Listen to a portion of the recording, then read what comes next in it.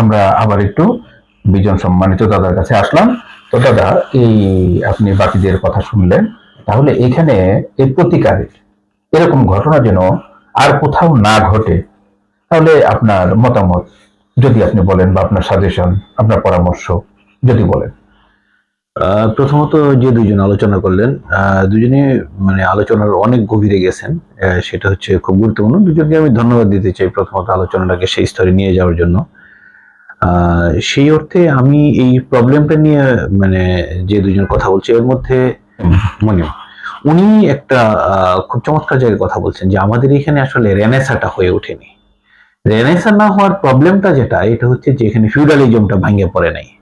আমাদের সমাজ কাঠামোতে যখন ফিউডালিজমটা ভাঙে না, যেটা ইউরোপ প্রায় 300 বছর মানে জয় পরাজয়ের মধ্য দিয়ে এটা অর্জন করছে, এইটা না ভাঙার কারণে আমাদের এখানকার সমাজ সংস্কৃতির সমস্ত জায়গাগুলোতে আপনি দেখবেন যে ফিউডালিজম কাজ করে।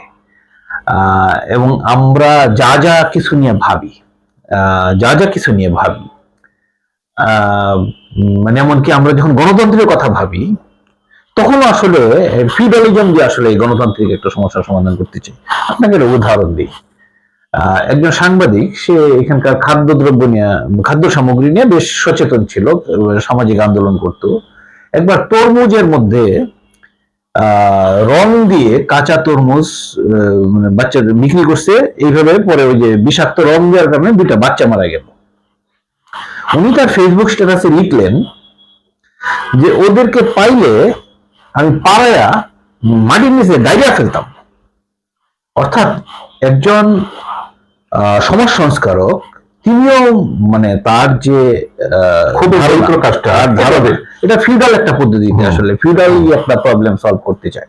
আসলে ফিউডালিজম যেটা করে আসলে সমাজে আপনি দেখবেন যে সে তার শাস্তির ধরনগুলো কি, এটা দেখবেন তার শাস্তির যে যন্ত্রপাতি মানে ইনস্ট্রুমেন্টস এগুলো কি, সে গিলোটিন শিরোচ্ছেদ করে, সে তারপরে ওই যে আরো আরো খুব যাতনাদায়ক চামড়া ছিঁড়ে ফেলে, মাথার থেকে পা পর্যন্ত কেটে ফেলে।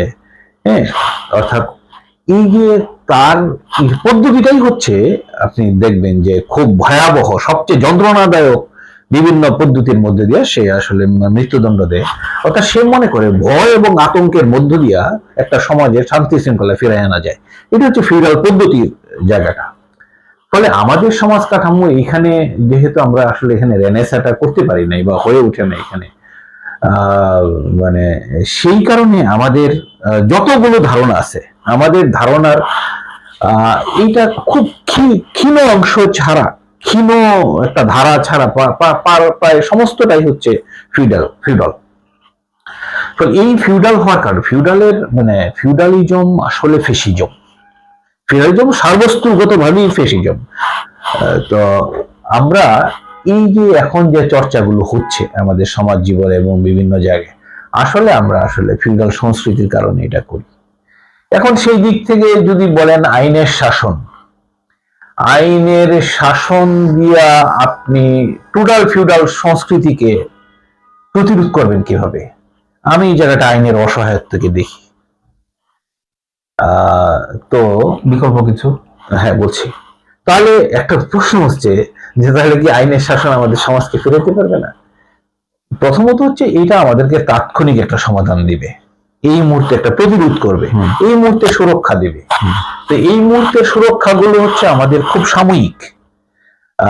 আপনি যে কথাটা বলছিলেন যে আমরা যদি একটা আইনি শাসন তৈরি করতে পারি, তাহলে সেটা আমাদেরকে সুরক্ষা দিতে পারে। তো আমাদের তো আইনি কাঠামো আছে, আইন আছে, সংসদে আইন আছে, কি সংবিধানে আইন আছে, বহু কিছু আছে, আদালত আছে, সেগুলো আমরা যদি বাস্তবায়ন করতে পারি সেটা হইতে পারে। তাহলে আসলে আমি এটা মনে করি এই জায়গাটা আমার খুবই দ্বিমত আছে। দ্বিমত হচ্ছে এই জায়গাটায় যে প্রথমত হচ্ছে যে যদি আমরা আমাদের সংবিধানে যে আইনগুলোকে আমরা বিন্যস্ত করছি সেগুলোকে যদি আমরা প্রয়োগে যাই, তাহলে আমাদের সমাজ কাঠামো ভেঙে পড়বে।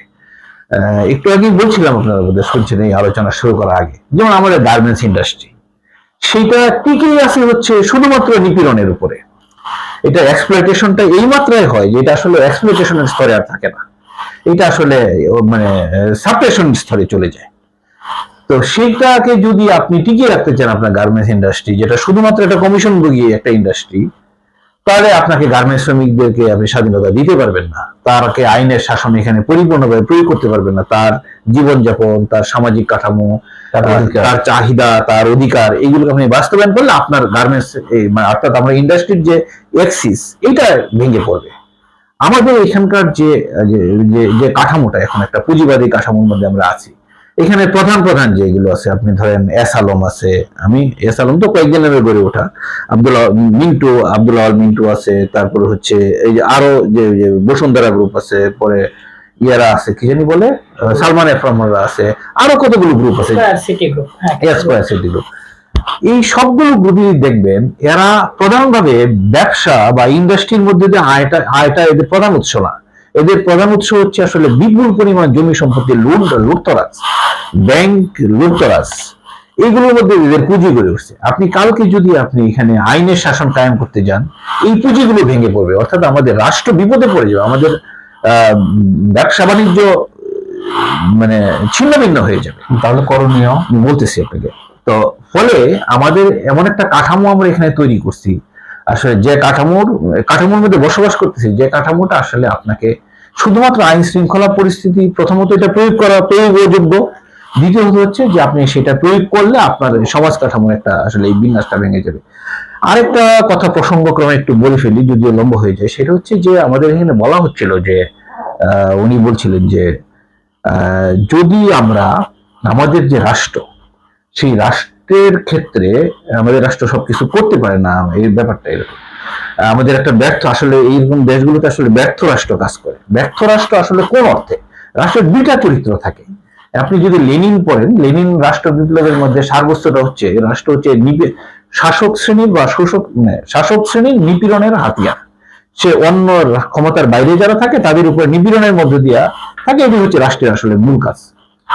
সেই দিক থেকে দেখবেন রাষ্ট্র যে নিপীড়নের যে জায়গাটা আছে, অন্যান্য যে শ্রেণীগুলোকে দমনের মধ্যে দিয়ে সে যে শ্রেণীকে টিকিয়ে রাখে, যে শ্রেণীর স্বার্থগুলো টিকিয়ে রাখে, এই জায়গাটায় কিন্তু সে প্রধানভাবে সফল, নিপীড়নের জায়গাটায় সফল। কিন্তু রাষ্ট্রের বিপরীত দিক থেকে যে সেবা দেওয়ার যে জায়গাটা, এই জায়গাটায় সে ব্যর্থ হয়। এই জন্য আপনি আমাদের সমস্ত রাষ্ট্রগুলোকে ব্যর্থ রাষ্ট্র বলবেন না, মানে বলতে পারবো না। আমরা রাষ্ট্রের যে বেসিক দায়িত্বটা, অর্থাৎ নিপীড়নের জায়গাটা, অন্যান্য শ্রেণীগুলোকে এক্সপ্লয়টেশন মানে নিপীড়ন করার জায়গাটা, জায়গাটাই তার আমাদের রাষ্ট্রগুলো আরোই থাকে।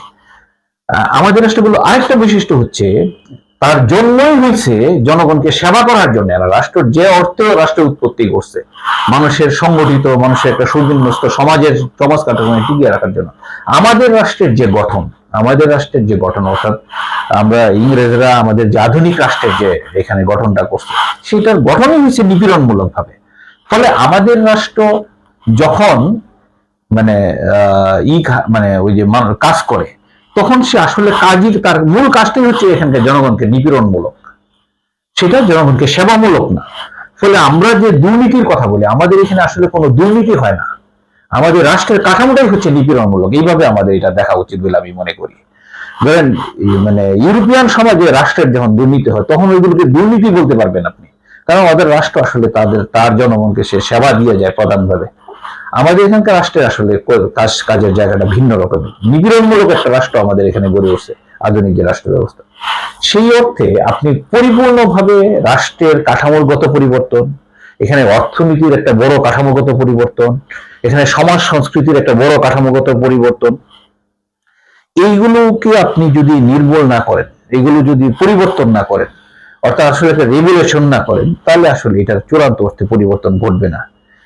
তাহলে সেইটা হওয়ার আগে পর্যন্ত আমরা কি করবো? সেটা হওয়ার আগে পর্যন্ত আমরা দুইটা কাঠামো থাকতে পারি। একটা হচ্ছে আমাদের যে প্রচলিত আইন রাষ্ট্র কাঠামো আছে, এটাকে যতটা সম্ভব সক্রিয় রাখা, কিন্তু এর চেয়ে বেশি করে আমাদের গঠন করা দরকার হচ্ছে সামাজিক কাঠামোগুলোকে সক্রিয় করা। আসলে আমাদের সমাজকে সুরক্ষা দেওয়ার জন্য রাষ্ট্রের চেয়ে বেশি প্রয়োজন হচ্ছে আমাদের সমাজের বিভিন্ন সুস্থ অংশগুলোকে সক্রিয় রাখা। আমি এটাকে প্রধানভাবে দাবি করি। ধন্যবাদ।